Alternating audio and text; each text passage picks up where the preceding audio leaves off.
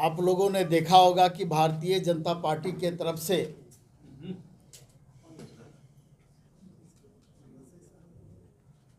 एक ऐड अखबारों में छपा था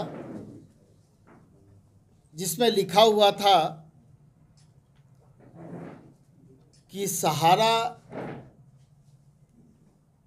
के अंदर में जो निवेशक हैं, जो निवेश किए हैं, जो भुक्तभोगी हैं, उनके पैसे का भुगतान जल्द से जल्द कराया जाएगा। ये भारतीय जनता पार्टी के द्वारा ये इश्तिहार जारी किया गया था। साथियों, आप लोग सुब्रत राय से भी भली भांति अवगत होंगे, जिनको कि सहारा श्री के नाम से ये देश जानता है। और आज स्थिति ऐसी है कि जिस भारतीय जनता पार्टी के द्वारा ये एडवर्टीजमेंट जारी किया गया, और आज जो देश के गृह मंत्री हैं अमित शाह जी,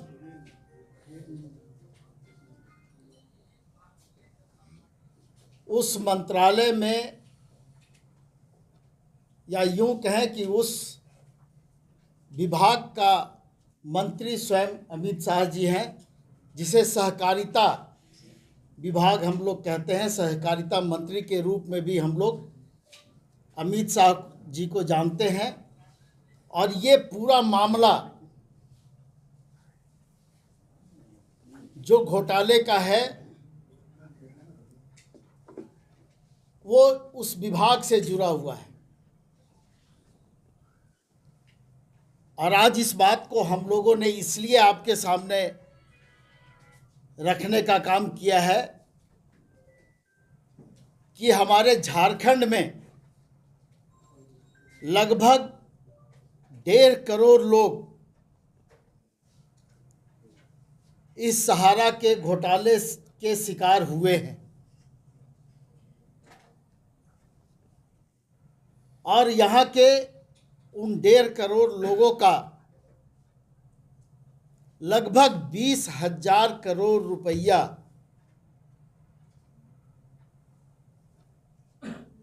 उसमें निवेश है, जो मूलधन है, और जिसको देने की बात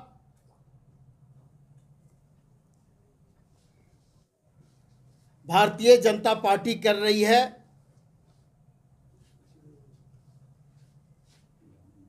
और उस विभाग के मंत्री भी अमित शाह जी हैं।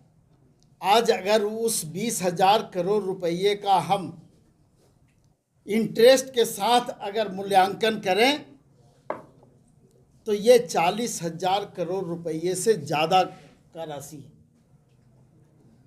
1.5 करोड़ लोग इस राज्य में प्रभावित हैं। उनका पैसा सहारा के घोटाले में लूट लिया गया, यूं हम लोग कह सकते हैं। और आज भारतीय जनता पार्टी इस तरह के वादे करती है, जिनको पैसा देना है वो आज वादा कर रहे हैं। आपको मैं याद दिला दूं कि 19 जुलाई 2023 को अमित शाह जी के द्वारा हरिद्वार में ये कहा गया था कि 4 माह में सहारा के निवेशकों का पैसा हम वापस कर देंगे। आप लोगों को ये भी मालूम है कि सुप्रीम कोर्ट का जब डंडा चला था और सुब्रत राय जी जब जेल के अंदर थे, तो सुप्रीम कोर्ट के माध्यम से 25,000 करोड़ रुपया जारी किया गया था, जो सहारा के प्रॉपर्टी को बेच करके जमा किया गया था और ये कहा गया था कि वो जो भी निवेशक हैं उनको इस पैसे में से वापस करने का काम किया जाएगा। मैं ये सवाल इसलिए उठा रहा हूं, ये संबंधित मामला है उस विभाग के मंत्री अमित शाह जी हैं और आज तक निवेशकों का पैसा वापस नहीं होना, इसके लिए जिम्मेवार कौन है। और जो 25,000 रुपया 25,000 करोड़ रुपया जो निवेशकों का देने का आदेश हुआ था सुप्रीम कोर्ट से, उस पैसे को भी आज तक नहीं दिया गया और उसके लिए एक पोर्टल के माध्यम से निवेशकों को कहा गया था कि आप पोर्टल पर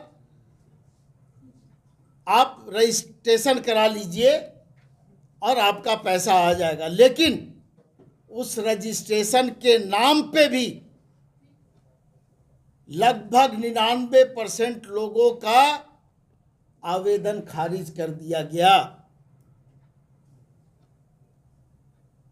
और वो जो 25,000 करोड़ रुपया था उसमें से सिर्फ 5,000 करोड़ रुपया उस समय मंत्रालय के तरफ से बताया गया था कि इसको हम लोग जारी करेंगे और उसके बाद फिर हम किस्त में इसको देने का काम करेंगे। लेकिन दुर्भाग्य है कि जिस तरह से नीरव मोदी, मेहुल चौकसी, विजय माल्या